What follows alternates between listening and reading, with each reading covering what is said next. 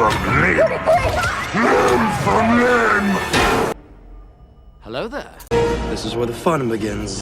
Star Wars in the most recent has just kind of quietly rewrote the history of the Sith and the High Republic era and the Old Republic era, and has done so very subtly, and we kind of can't believe that we've missed it all at the same time. It's exactly what we're going to be discussing in today's video.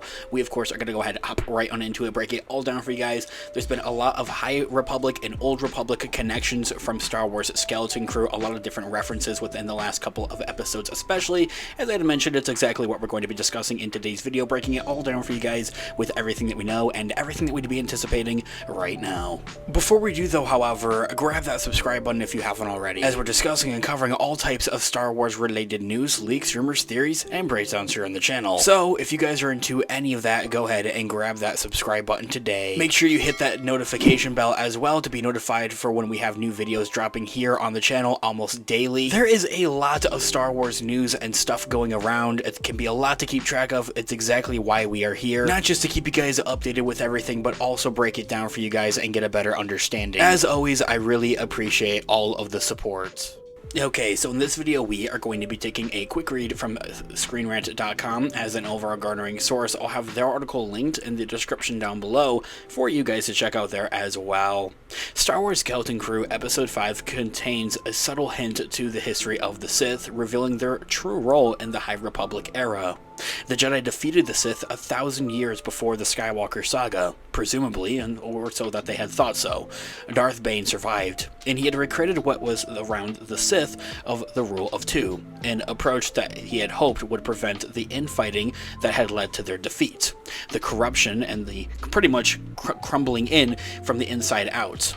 And as seen in the most recent Star Wars The Acolyte over the summer, the Sith had operated in the shadows for nearly a millennium. And as passionate as the dark side may be, generations of Sith were prepared to work in secret, carefully orchestrating the fall of the Jedi and the Republic. And we've always been fascinated to learn what we're doing, where we're going to be doing over 1,000 years, and to my surprise, an Easter egg in Star Wars Skeleton Crew Episode 5 in the most recent had just dropped an exciting clue as of to that. Skeleton Crew had recently taken to reference ancient pirates and were really shockingly close to the Sith, and the reference and connection to the ancient Sith and the ancient pirates in the Old Republic / High Republic era. We first saw the reveal of Jad Nana Wood looking at ancient scripture on the spa in Episode 5, when Empire Magazine released an official photo from Skeleton Crew in October of this year. Those runes on the wall, the ones even KB doesn't recognize with her visor, it's no surprise that she can't translate them.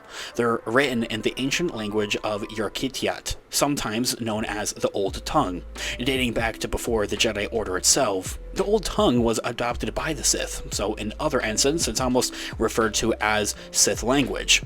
It's steeped in the dark side of itself, meaning learning the Old Tongue is a very hazardous pursuit. You might recognize some of these runes as well from Star Wars The Rise of Skywalker, where they were inscribed on the ancient dagger, one used by Ochi of Benstoon, to kill Rey's parents. The movie revealed that the Old Republic forbade the use of Yorkatit, and that C-3PO was unable to even translate it. So it's quite striking to see Yorkatit on the walls of the pirate stronghold of Lanupa in Skeleton Crew Episode 5. So what could really be going on with that, and how might that connect to other things that we've seen in A Galaxy Far, Far Away, ancient pirates, and ancient Sith? So far, so curious, but now we need to take a step back to understand the broader context of piracy in Star Wars Skeleton Crew, maybe the first live-action TV show to really focus on the pirates who had ravished our beloved galaxy far, far away, but other mediums have also fleshed them out in a far greater detail. Lucasfilm's very own Star Wars The High Republic Transmedia Initiative has revealed that pirates flourished on the outskirts of the Republic space, and they resent the Republic's advanced rimwards. That resentment boiled over into outright war in the High Republic era, some 200 years before the events of the Skywalker saga, and another 100 years before the events of The Acolyte. A series of great works, quote-unquote, saw the Republic push towards the Outer Rim, and a group of pirates known as Nil had objected, violently causing war. The Nil critically weakened the Republic at the time, even managing to carve a part of the galaxy out as their own, using stolen technology and really taking it over. The Nil logo is eerily similar to that of Captain Dooner in Skeleton Crew. Surely, maybe no coincidence, or could there? Other evidence suggests that Captain Donner, much rather, and At-Aten are somehow tied to the High Republic era. That mention of the Great Works is also quite significant. At-Aten's residents believe that they're busy on a great work. The lightsaber in Captain Donner's lair, the gold of a hallmark of the High Republic, and the design is actually similar to one of a sail at Galaxy's Edge, one originating from the High Republic era. In context, Donner seems tied to pirates who opposed the Jedi at this time.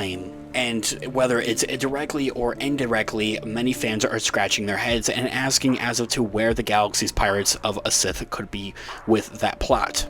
Skeleton Crew has given us Sith ruins in the disturbingly close proximity to High Republic pirates.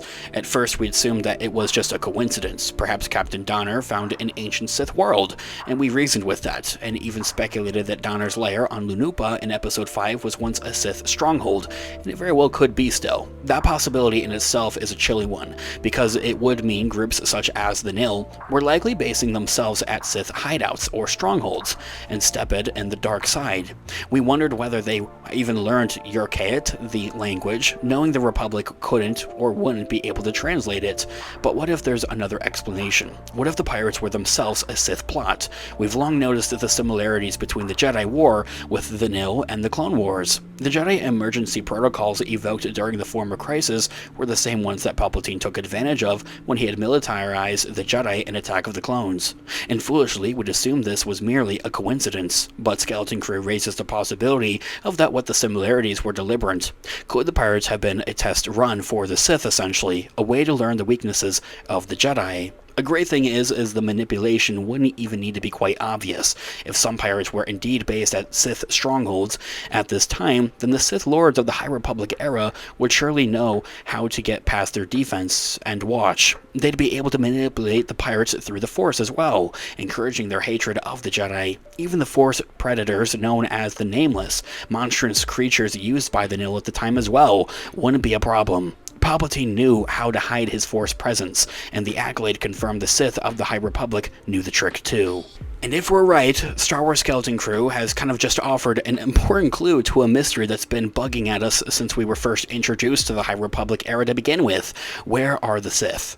They were operating in the shadows, of course, manipulating the pirates potentially, driving conflict against the Jedi, using them as their pawns essentially. It's a genius idea, it's a genius solution, and it makes perfect sense. To a point.